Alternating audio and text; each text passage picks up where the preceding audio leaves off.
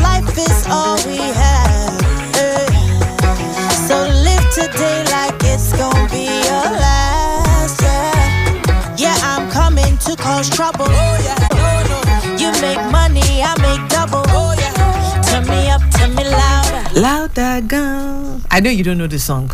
I am very certain of it. I am absolutely certain. Bad, Tiwa Savage and Wizkid. Yes, I do. And I've been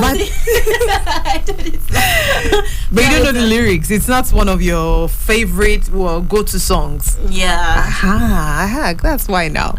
18 minutes gone past midday. Good afternoon, and thanks for joining us on Perspectives here on Citizen FM 93.7 Abuja. Yes, it's just a solo. Okay. They rejected the British food. They rejected the British way of doing things and hold on to the British technology, you know. And then we have the Nigerians, that is us Africans, accepted the British culture, the British dress code, the British food, the British every religion, and rejected the British technology.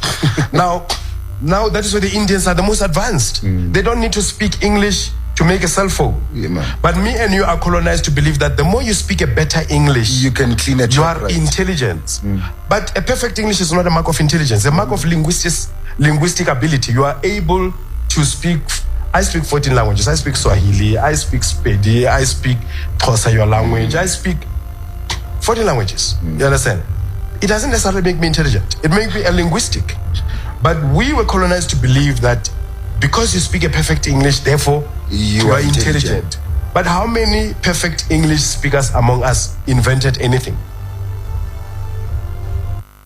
So did you hear the last part? That's the cliffhanger. Exactly, that is giving plenty of, room for thought, everywhere. Did you hear the last one? It says, well, speak good English, but how many of us that speak good English have invented anything? Yeah. And so the post said, did Indians deal with their colonial past better than Africans? Yeah. And so the man's name is Tau Haramanuba, the leader of South Africa's Rastafari United Front.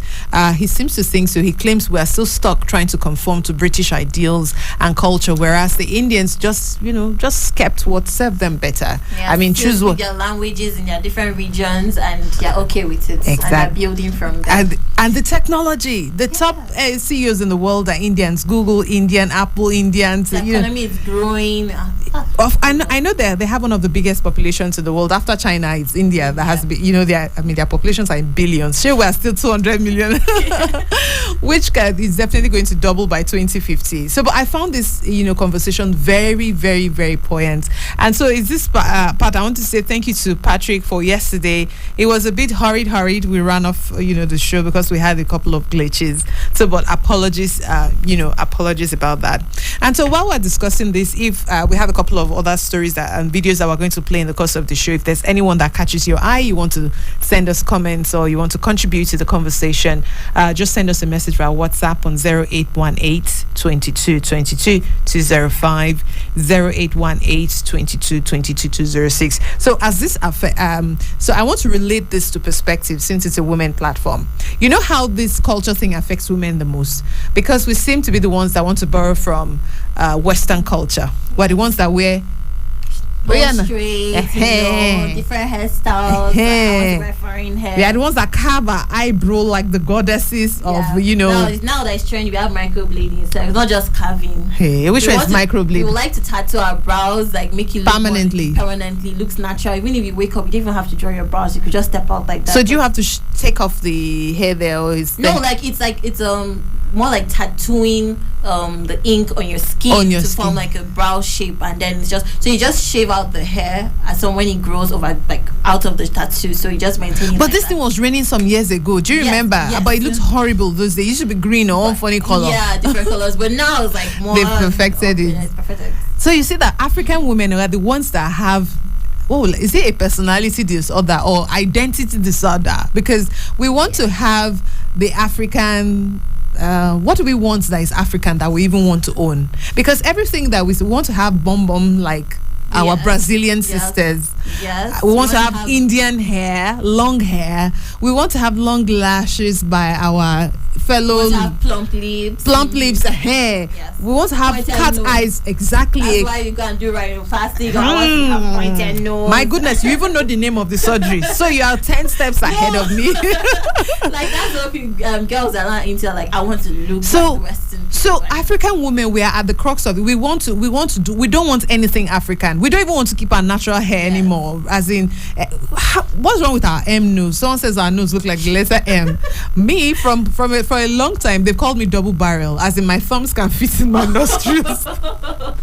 Probably I don't mine has a shape on its own, like a curvy shape, and I'm like, okay, my nose has a shape. Okay, that I accept it. Thank you. So did you follow them to press your nose so that it can be pointed? No, I feel enough. I never like. I used to see how girls then in high school they used to like buy all these Chinese nose clippers. You're gonna shape your nose like that. So hold on a minute. There's something called Chinese nose clippers. Yes, there's something like that. If you go online, they'll say like, "Oh, you can shape your nose in like 1 week. Your nose will be pointed," but you know, if it's not possible, how is that possible? So you see that Dr. Tao Haram, he has some, serious. Of all things that we want to inherit, we want to inherit spray from the British. We don't want anything African. We don't want, because I remember there was a movement. I have another video I'm going to play. There was a movement like some 5 years ago where everybody was going natural in Nigeria. It seems everybody has abandoned the cause. Like, I feel like we follow that trend, and then once that trend is over, and then you just move on to the next. So each season, like there's something raining. So people like, okay, yeah, this is what's going on. I want to be like this. Okay, so I feel like it's more like agenda setting. The media just sets that, and then we just tend to follow. Okay, this is what's trending. Social media. So, but it's sad. So, is there nobody that can? Is there no way? It's not as if you can force people to look a certain identity, but if you promote it, you can make us proud to be African. Yeah. I mean, when I was much younger, I used to sing "I'm black and proud." They say, "Please go away, Jerry. What do you mean black and proud? You don't even look at So they feel we yellow people. There's colorism in Nigeria. There's the yellow person syndrome that because you're light skinned, you get away with things. Yes. But when there's some places you go to that nobody sees you as what they call that thing now. Nobody sees you as not African. All of you are lumped up together. Yeah. So, but what this man is saying is that we don't even want to identify with anything African. I just listed and you gave me, Chinese. I've learned 2 things from you today: Chinese nose clips, rhinoplasty. Yeah. What else again do girls do again to make them look un-African? Body shaping. Yeah. I think we was on this show. We talked about Hilda Bassi and her, and her assets. Yes. And her assets. I don't know. Africans, we're very curvy. So but some people believe that why enhance it? She had done some touch-ups there and there, even if it may be like natural. She could have worked out to reach that body structure and everything, but still, we still have that bit of doubt that there's something that's touched up. So I don't, and that's for me. Okay, so me now, let's say my own generation, we're old school. Yeah, you guys are new school. I really want to find out why are more younger women that have not even finished feeling, what's that word? They're still growing, right? Yes. Why do they want to enhance something that has not even fully formed? Why are they doing nose? They are fixing their nose. Mind you, I've read somewhere that in India it's the same problem. Yeah. Now, Indians, they're light-skinned, right? We see them, we admire them. But apparently they want pointed noses as well. They want plump lips like, what's this actress, Angelina Jolie? Yes. So, what is it with with women? Women, actually, even in India, even in Nigeria. In India, there are some black ladies, which they feel like for them to get certain roles in society, they have to bleach white, their skin. Whiting, that's the word they use. Whiting. So that's what they do a lot. So even in Nigeria here, they feel like, okay, being white or fair is beautiful, black is not. But that's our culture, that's our heritage, that's where we belong. So having to whiten your skin just because you feel like this was being pushed around, this is the narrative or whatever, it's completely wrong. I know we've said a couple of times that sometimes it's peer pressure, but I think social media also social media is part of that pressure. But as in your generation, I'm not putting you guys on any pressure today, but it just feels as if people feel that you can do whatever it is you want to do and nobody will call you out, or maybe someone will just scold you for a bit and then they let you carry on with your life. Is that how you see it though? Yes, I would say Gen Z, we are allowed to like do what we want. But you're not allowed. You people get away with it. We get away with it a lot because now it's more like this, like the new world. It's like this was trending. We are the ones that own this generation. Trend. Yes. So you people like the word trend. So we are the ones like own this generation, or like now what's trending and everything. So I feel like, okay, if we do this, we can get away with it. But anyway, I feel like it just depends on the individual. Well, now we're going home. We're getting warm with something. Yes. Okay, so it's that time to go on the commercial break. But before then, I want us to hear from, if you've just tuned in, you're listening to Perspectives. You're wondering why we're talking about Bone Street. We're not fighting women, but it just seems to be that women are more on the receiving end of, not receiving end, more, women are more, how will I put it now? When we say we're not celebrating our Africanness enough, it looks like it is women that go and pick from all these cultures. So this is where our conversation today stems from. And there is this saying that Nigerians and Indians were both colonized by the British. But the Indians rejected the British culture. They rejected the British religion. They rejected the British food. They rejected the British way of doing things and hold on to the British technology. You know, and then we have the Nigerians, that is us Africans, accepted the British culture, the British dress code, the British food, the British every religion, and rejected the British technology. Now that is where the Indians are the most advanced. They don't need to speak English to make a cell phone. But me and you are colonized to believe that the more you speak a better English, you can clean it. You are intelligent. But a perfect English is not a mark of intelligence. A mark of linguistic ability. You are able to speak. I speak 14 languages. I speak Swahili. I speak Spedi. I speak Xhosa, your language. I speak 14 languages. You understand? It doesn't necessarily make me intelligent. It may be a linguistic. But we were colonized to believe that because you speak a perfect English, therefore you are intelligent. But how many perfect English speakers among us invented anything? 93.7 Citizen FM. Let's talk about it on our favorite radio station. We're more than just a radio station. We are a part of your life. This call to prayer is sponsored by the Nigeria Supreme Council for Islamic Affairs. Allahu Akbar, Allahu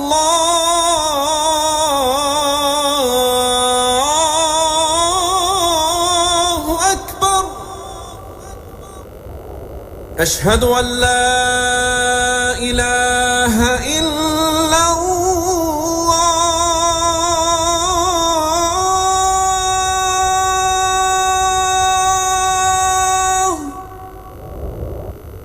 أشهد أن لا إله إلا الله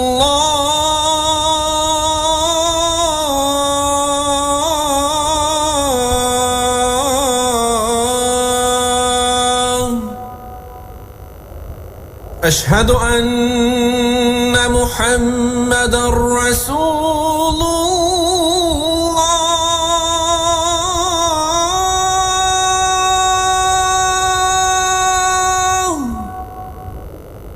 أشهد أن محمدا رسول الله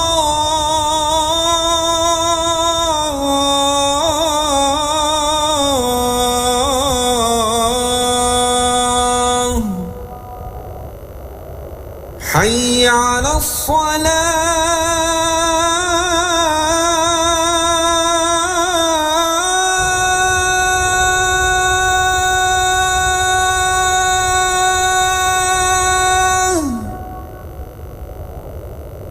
حي على الصلاة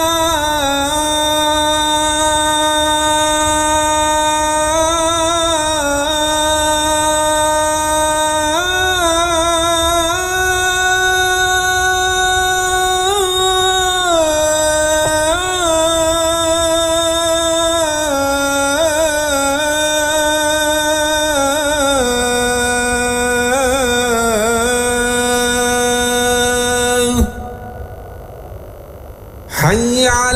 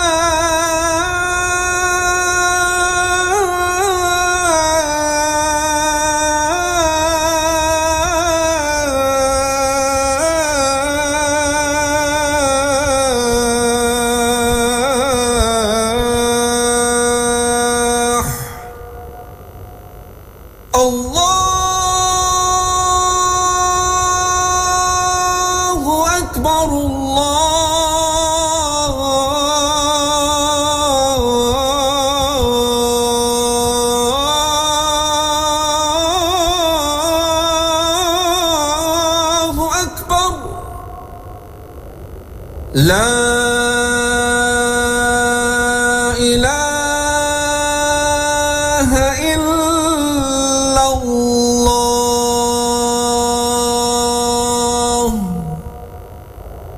We teach girls shame. Close your legs, cover yourself. We make them feel as though by being born female, they're already guilty of something. So I think right now we have the chance to be heard, and that's why we're doing it. We're all doing it because we're asking to try and elicit change. No woman should sit down and allow a man to speak about her reproductive rights. But it is about opening spaces for other women and not to be seen as token, and that because I'm a woman, I'm only speaking about women at the table. No, I'm speaking about side of the table that is empty and that women have to be there. So I want us to leave this world better than we found it. And how I choose to affect change is by speaking up, by being the first, and by being the dominant. Over 4 billion of the world's population are girls and women, also faced with challenges that affect our world and contributing solutions to them. Let's have conversations and get some answers to them through their eyes and voices. Tune in to Perspectives, where we discuss important issues ranging from climate change, politics, health, the economy, and lifestyle on Citizen FM 93.7 Abuja.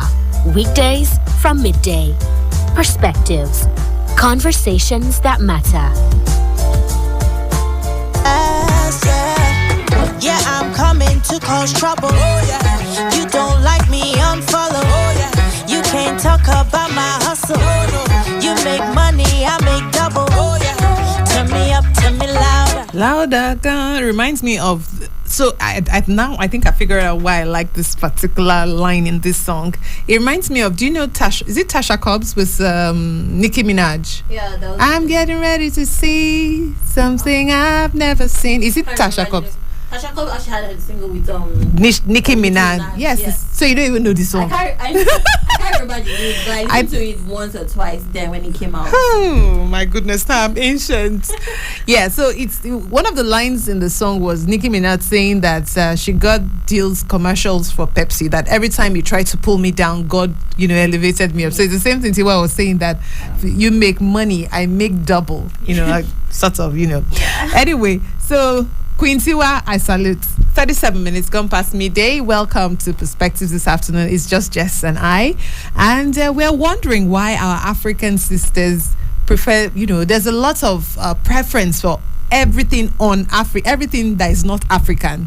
And so to answer our Dr. Tao Tao's video, I found someone else that said, I found a lady that said this one is an unpopular opinion. She says more African women are moving away from their natural hair, and it's a source of concern.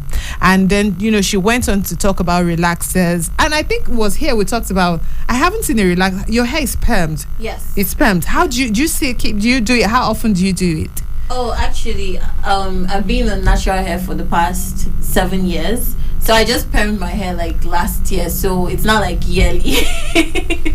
Yes, that's what I'm fine. What? Yes. Please stay away from the relaxers. Yes, it actually spoiled my hair like many years ago. My hair was turning from brown to purple, different colors. It was giving different, like my hair is naturally black. Yeah. But the change of colors, that every time I relax it, I could not deal, and I was getting bowed. So I even have. So there was no front. I was like, what's going on? Every time I take off my hair, no edges, no edges, nothing fine. It was not like not just edges, like it's receding, it's going to the middle. I am like, just take it all off. I think it's time for me to just embrace. But I was on low cut for a long time. So for 7 years, your hair was not. Why did you? What tempted you to? You're tired of the natural girl look. It wasn't just natural girl look. Actually, I was supposed to like be a bridesmaid, and she's like, oh, you have to do a ponytail, your hair must be relaxed. And I was like, please, why can't I do a ponytail with my natural hair? Why is that look I get in the salon, they tell me you have to retouch your hair before or relax your hair before you can do a ponytail? It won't be nice. We can't do it for it to come out so nice for pictures, so you just have to relax your hair. And I was like, okay, I just succumbed to it. You caved. Yeah, why did you let her bully you into? And then I was like, it's your day, it's your wedding. That's what you want. So it's okay, fine. Let me just allow that. We must talk about this. Yes. Oh, the Queen Consort must hear about this. Okay, so let me play the video. It's just 1 minute. Let me see. Okay, so just a sec. I found it. We must talk about this one. I wish them Muna and okay, I know what to do. However, the majority of women in Africa wear their hair relaxed. During the colonial era, the Western aesthetic was the standard of beauty. Our sister, Plex. Oh yeah, let me go back a bit. So, all right. So once the video is ready, I'll play it. But how? So since you allowed your friend to, get the best of you in that, yes, because I actually loved my 4C hair. Like, it's actually tough to maintain, but it's the best. Like, your hair, your hair is rich, it's full. You could just feel like it's a natural. So you had soft hair, yes, and you say a lot. You would have just jailed it now with the ponytail. It has to be like flat and everything. And when you now want to bring it to the front, there's a problem. Oh, your hair, once air touches it, it's full blown 4C. African. It's that's very African now. Yes. So, but why didn't you go back to it though? After then, right? Yes. I lost it. Like, I feel like once they just put the relaxer, I lost the hair. Oh. Like, it was cutting badly. I felt like I couldn't even recognize my hair. I was like, I keep on saying, like, is this my hair? I look at it and I'm like, what's going on? So grow it out again. Yes. And it took a long time. Like, I was using a lot of products, natural things. I'll be like, okay, let me use even avocado on my hair, use eggs on my hair, just so my hair could grow. And it was so full, and now I can't even recognize it. And but now it takes it takes time. Yeah, to wear off. To wear off. The relaxer had the edges have to chop off. It has to grow. Like, I don't want to cut it low. I just want it to grow out. Okay. So, but you're not retouching it often again. No, it's been a year since I retouched it. Oh, okay. So, all right, let's hear our sister. Hair movement. However, the majority of women in Africa wear their hair relaxed. During the colonial era, the Western aesthetic was the standard of beauty in Africa. Looking white provided Africans with advantages in both their social life and careers. Briefly after independence movements, Africans embraced their natural hair and it was viewed as a symbol of self-expression and freedom. However, after a couple years, natural hair transformed into a symbol of backwardness and village life. So why is relaxing hair so popular in Africa? Find out as I interviewed 2 African women and asked them why. Lakini sasa ukishaita dawa manake italainika, itakuwa nzuri, una uwezo wa kutengeneza kwani kuichana kwa staili ambayo mwenyewe unahitaji. Mtu anafanya kazi, anatakiwa awai labda tuseme saa 1 au ofisini. Kwa hiyo akiwa nywele yake ina relax, inamchukua muda mchache kufanya maandalizi ya kichwa na kuwahi kwenda ofisini. Okay, so apparently this is from my Kenyan sister, and so she interviewed women who were in a salon. I got this from TikTok. So I was looking for the Rastafarian United Front video. So I found this. I said, okay, this answers both of my questions. And so what she was saying, because they did it like a subtitle as to what Uma was interpreting, that it makes it flat, it makes it soft and sleek. Yes. And so guilty as charged. As in I'm guilty. So lucky you. I had my own challenge with relaxers was if I relax my hair today, before I leave the salon, my hair is puffy again. As in, so it was my hair is very tough. And so when I found that there's an escape route, I don't think I didn't ever imagine I'll lock my hair. It was not on the agenda. I just saw my cousin's son. I saw that the thing was long. I said, I'm interested in this. And so I started very small. I didn't chop off my hair. My hair was already natural for 3 years before I started locking it. Okay. Those days it was tough. What will I do on my hair? Oh my goodness. Spray bottles. As a natural girl. So I had to have spray bottles. It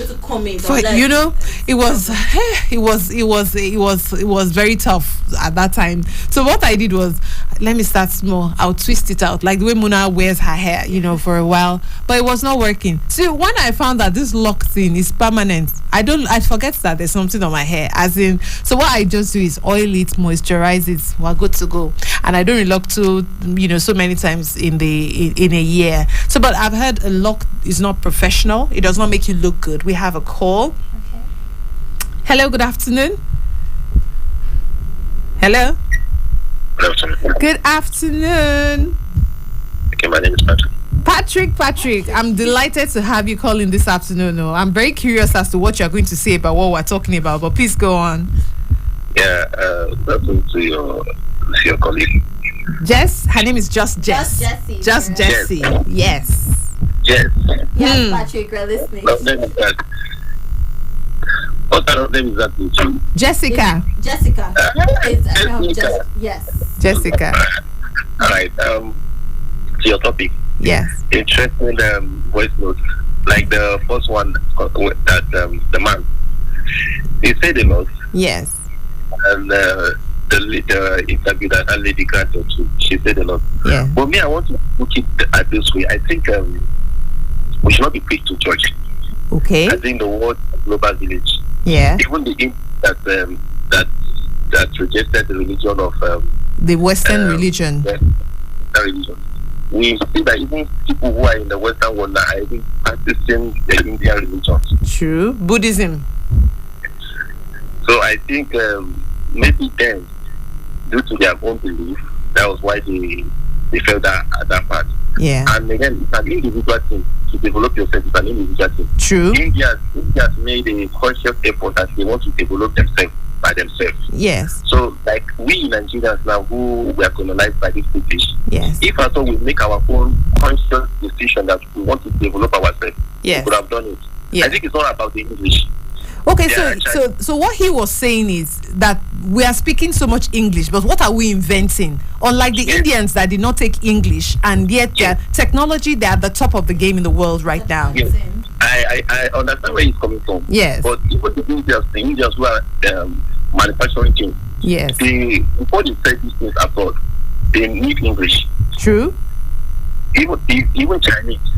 No matter how a Chinese company is, if they have to sell it abroad, so they need English. I think we should not blame. That's why I think it's an individual thing. Yeah. If Nigerians as a country will just make that consciousness that okay, yes, we accept their religion, we accept their culture, yeah, but we want to develop ourselves like the Indians did, like the Chinese are doing. Yeah. We could have gotten to the height that we are supposed we all will be proud of. Yeah. So I disagree with him a bit. I agree with him a lot. Yeah. But that's what I disagree with him. Thank you. And for ladies who are wearing artificial stuff, yes, I think we should blame it on technology. Oh, how so? Technology. Yes. When you're watching a movie, you see their hair, you see how beautiful they are, you see how beautiful they are in cameras. Yeah. So definitely every human being is curious. You want to natural things. It's just that the way the world now is programmed. Yeah. I don't know how we deprogram people's head that you accept natural things. Yeah. But the way the world is programmed now, artificial things do say. That's why I see people are not comfortable with their fingers anymore. The nails are weapons, so those are not nails anymore. I saw one. I saw he made it nails. I came to her and said, please, can I ask you a question? Points there that it's first of all it's an individual thing, and then secondly that that it's not going away anytime soon. He said in the future, but the future it looks like it's because back in the day when you see people with nails, when you see French tips, it was decent, right? I have not seen decent nails right now. No. As in, I feel like French tips now are like for occasions. Do you get elegance? Do you get something sophisticated? But now the clothes that are being put on now. Claws are what's that? What's them for? Eagles, talons. Then, as in, I saw a lady yesterday. You know how you know they say it's rude to stare. Yeah. I could not remove. The things were long and sharp. It's like. Are you planning to fight or are you trying to dig somewhere? How do you wash? How do you open doors? How do you even open the can? How do you even punch in your password? Jess is asking questions. Please answer. 0818 2222 Why are we not comfortable in our own African skin? It was something Patrick also highlighted. Don't worry, I knew you say something in a bit. You know that how can we promote? He said when we watch TV, we see slick hair, what they call it, ponytails look good. Why can't our own afros, locks? Why can't it look? I know it's about taste, right? Some people like pineapple, some people like bananas, right? But how can we also make let it be more people that like our African look, just like yourself for who you are. So go on. I know you were going to say plenty. Okay, just like how Americans now or white people, they prefer now, they like coily hair. It depends also on the trend, but they also like admire our hair. Yeah. They're like, oh wow, the texture of your hair is different. Oh, it's coily, it's how thick and all that. But they don't have that. Because us now, we see that and we also admire that, we want to emulate them, but it's not bad. But in that extent, we're now like eliminating all form of naturalism, like you Yes. cannot be natural and look good. That's just the narrative that's being pushed now. Honestly, your whole your natural hair and you're like in cornrows, and they look at you like you're from one village. That's what that girl said. That she said we're a village look. Why do they? I mean, I plait all back on my hair. I look very pink. I'm carrying in really that bassy style. It looks really cheap. How can you say it's village girl hairstyle? But that's what's being pushed now with the society. And like, okay, we must but copy the so Western culture and everything. It's not so. But how can both of them exist side by side? That and because it just Patrick said it looks like it's going to be here for a long time. But how can we make it unattractive so that in the future you'll not recognize an African from a Caucasian? Because that's where we're tending towards right now.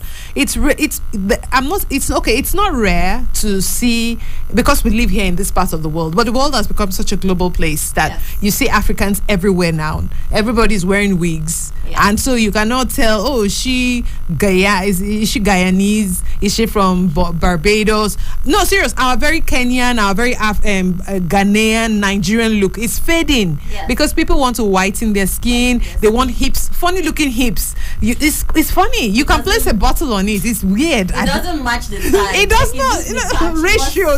Separately.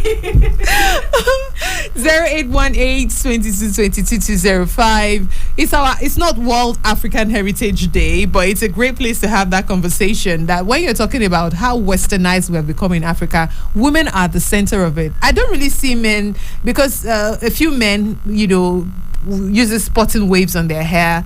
Our African men still maintain their sort of African look, but our African women were faded. I don't know. I don't know if they're doing this in form to like impress anyone. Like it's more like, okay, I look good, and then I want to also like other person to look good. But the people that sell this hair, this image, everything, they want it's just for business. And they keep on promoting it, and then downcasting all the the natural look, and it's not proper to look this way. You need a wig to look good. It's getting worse. You need not just now. It's like it's not like it's just getting worse. Like they're upgrading it each step. Exactly. Year. Like it was just normal like straight hair before, but now full body work. It's full body work. Like you have to do your frontal look. You have to do your brows. Even lashes now. And lips.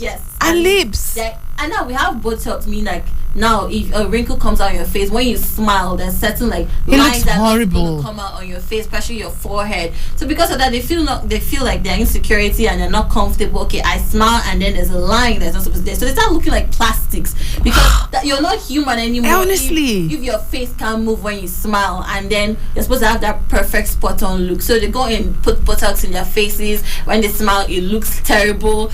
Their faces are stiff because of a lot of these things. They don't tell you the side effects of these things, because definitely, even if it doesn't tell immediately, but eventually it's going to tell on your body, your health, your skin, and you find yourself looking worse than before. And you now start relying on these things to survive, because you can't stop it. Your health starts going down. So I had a conversation, you just reminded me of something. On Sunday afternoon, I had a conversation. My mom is for everything African. My mom has been using the same lotion for the past 40 years. It's cocoa butter. It's like Vaseline. It's not lotion.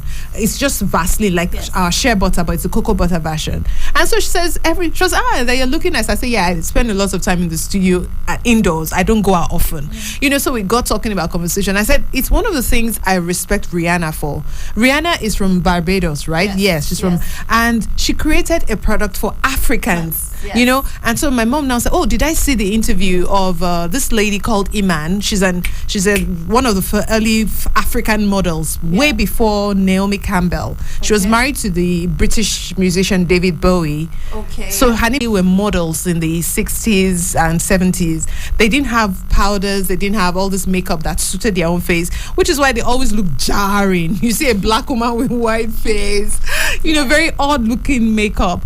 And so it's something to be proud of, to see Rihanna producing fancy lipstick, fancy powder. That's what makes I'd be like, okay, this is what other brands are doing. But I want mine to be different. I want to embrace would I say being black and exactly being an African or yeah. And then you could go check young girls are, that's FUBU actually. Yeah. FUBU was a clothing line in America. Okay. That's another story for another day. So, but to answer that, Dr. Tautau's this thing. So, we African people, to buttress our point, actually, before we would take our break, is that we might all be speaking spray, but someone pointed something valid out that, look, he's made a practical observation, but the language of business is English, right? American culture is what is global, and so English is what's common. So even if Rihanna created a product that is African, she has to market it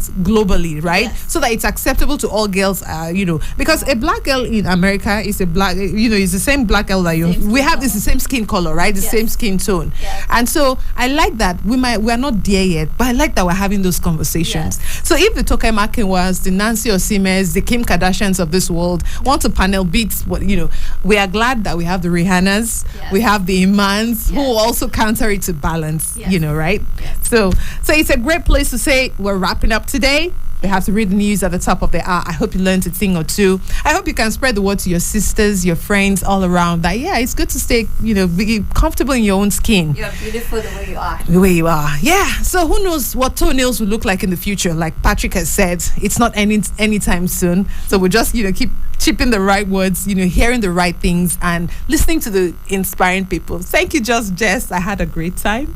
Thank you. I hope you did too. Yes, I did. All right, so it's a wrap today. See you tomorrow. Close your legs, cover yourself. We make them feel as though by being born female, they're already guilty of something. So I think right now we have the chance to be heard, and that's why we're doing it. We're all doing it because we're asking to try and elicit change. No woman should sit down and allow a man to speak about her reproductive rights. But it is about opening spaces for other women and not to be seen as token, and that because I'm a woman, I'm only speaking about women at the table. No, I'm speaking about side of the table that is empty and that women have to be there. So I want us to leave this world better than we found it. And how I choose to affect change is by speaking up, by being the first, and by being the dominant. Over 4 billion of the world's population are girls and women, also faced with challenges that affect our world and contributing solutions to them. Let's have conversations and get some answers to them through their eyes and voices. Tune in to Perspectives, where we discuss important issues ranging from climate change, politics, health, the economy, and lifestyle on Citizen FM 93.7 Abuja. Weekdays from midday. Perspectives. Conversations that matter. This is 93.7 Citizen FM, Abuja. The time is 1:00. Time for news on the hour.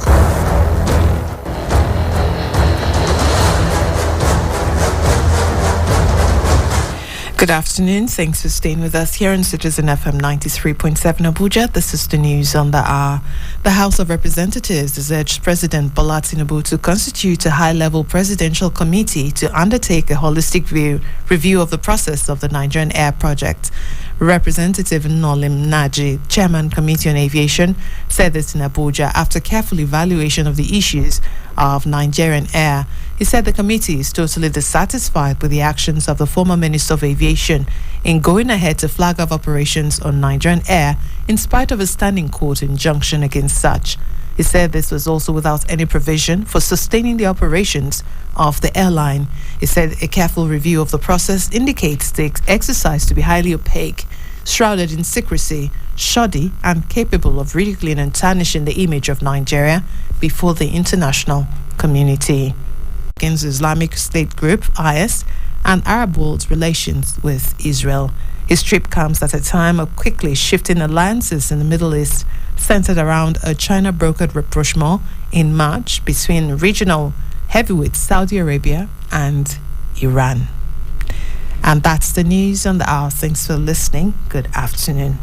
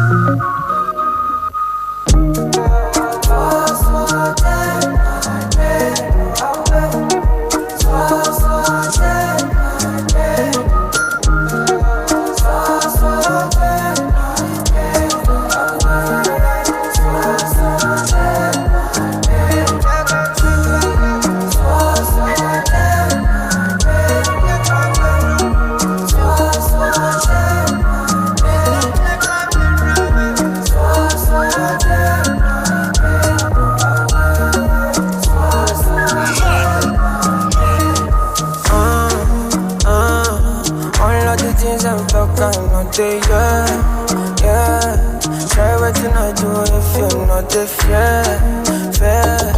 My mind they tell me to disappear, yeah. So come and help me, cause I don't pray. My man, I don't pray. Come on, man, I can't stay for one place. Because my day. Don't take my friend away from me.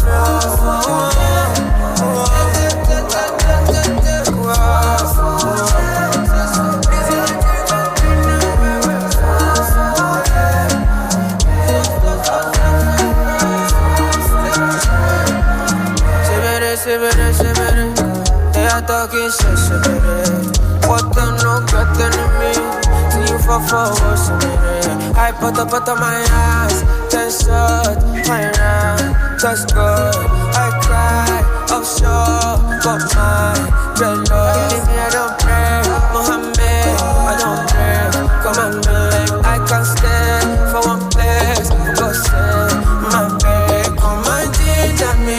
Only you can feel my best. Give me vitamins, we're gonna take these pains away.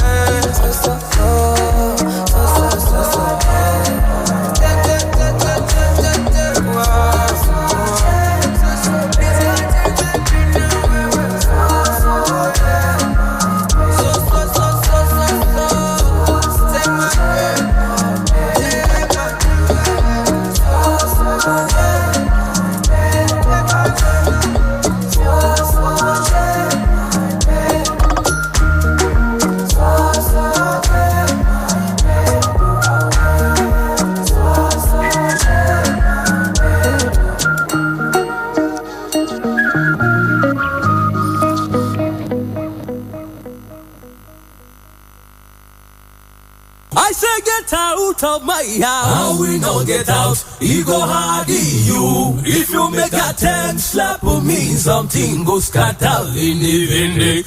Wakane ye ram shingambe nikaye roduela miduega atabiwe. Angbanev de yeren kwaya shingampagachi doe me sitte my miongo hin ate utiv sha itioki Citizen FM 93.7 radio kashin owan Angbanev kwa ngwankwa machi henen kwachi ama chotom ihemion danza akwa aha ate utichi kati wase sha itioki Citizen FM ate utichi tichi.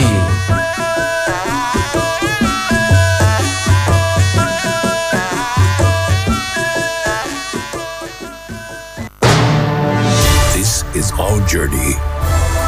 We've had our finest moments and our darkest hours. Yet we pull ourselves back from the brink every time. We are a resilient people. We are Nigeria. And when we talk, we share our views on Talk Radio 93.7 Citizen FM. A people united will never be defeated.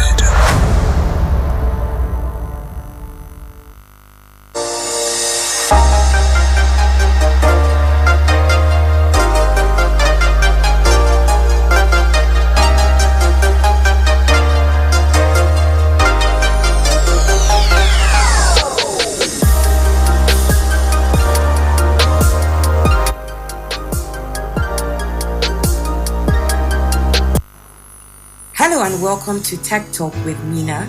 I am your host, Mina. Tech Talk today, we are going to be diving into the latest advancements in technology and their impact on the fashion industries. Our discussion today will be centered around 3 exciting areas of tech making an impact in the fashion industry. These 3 areas are augmented reality and virtual reality, which people popularly abbreviate to AR and VR. And these are used to create interactive shopping experiences. Smart textiles, we're also going to get into smart textiles and wearable technology. Have you ever imagined wearing technology on your body? We're also going to talk about 3D printing, used to create customized clothing and accessories. I think 3D printing is actually quite a popular invention in the fashion industry from tech. Okay?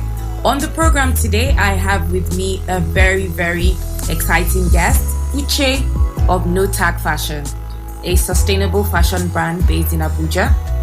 Welcome to the show, Uche Dobry of No Tag Fashion. It's great to have you on the program. Hi, Miss Mina. Thank you for having me. I'm grateful. It's been a while back. We just talked about sustainable fashion in Nigeria. So I'm happy to be back here talking about advancements in tech and fashion today. Okay, beautiful. Thank you so much. I was going to start with, the impact of augmented reality and virtual reality in the fashion industry. But just because you brought back our sustainable fashion conversation, I'll just like you to make a connection between sustainable fashion and technology in today's world.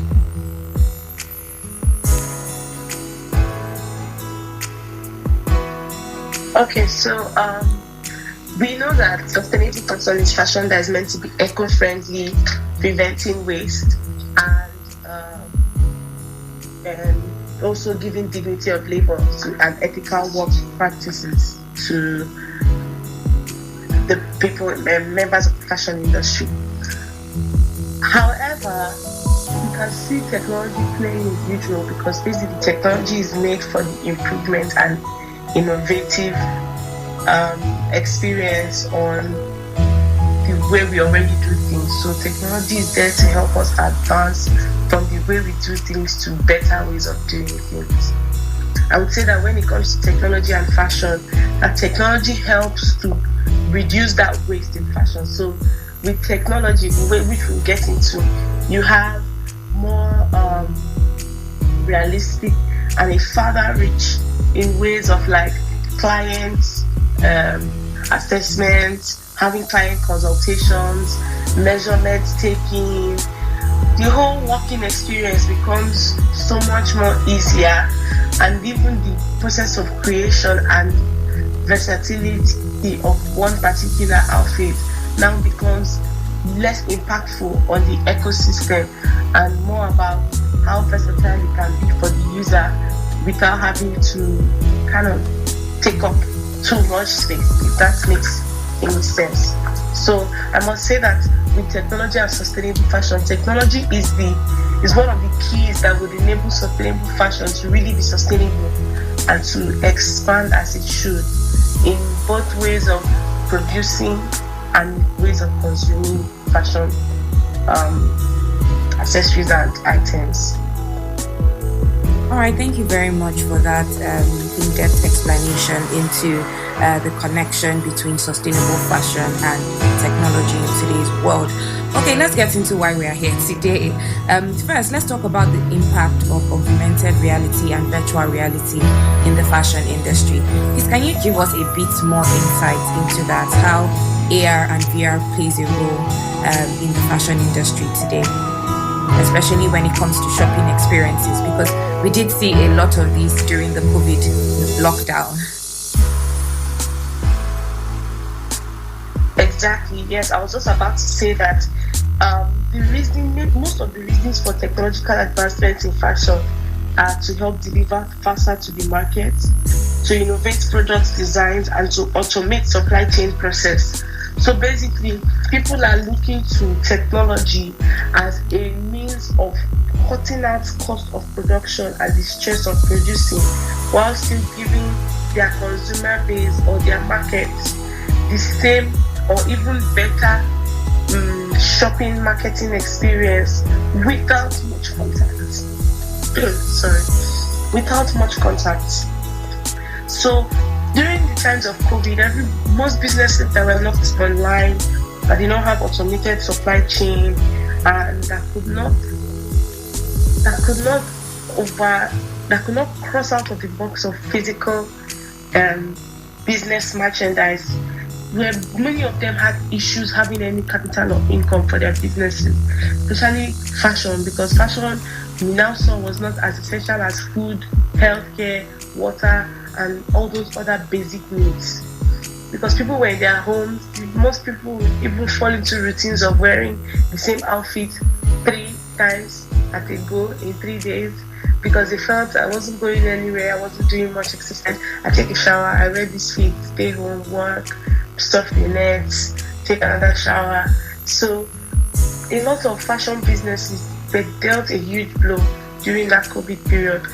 Ready-to-wear producers and all these jet factories, if you know what I mean, with their many workers and their many productions, now began to see that without that adequate, constant marketing and relevance that the internet and technology brought, there could be no way they would market all the products they had made.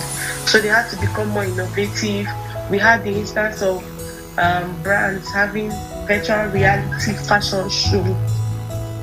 Brands were having virtual reality fashion shows.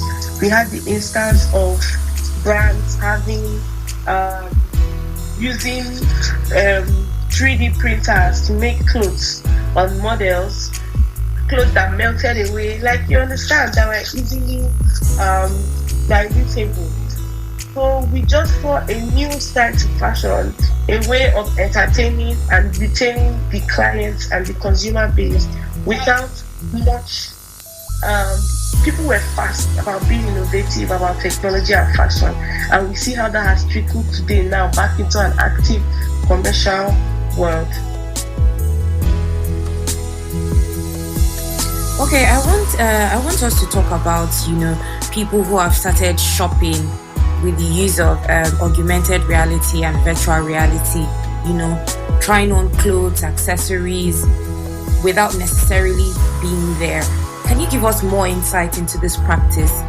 Maybe what fashion brand pioneered it, and what's going on with it right now? What are some recent updates about how this is being used in the fashion industry to try out clothes, to be able to sit down from the comfort of your home, know what color fits you without actually being there in person?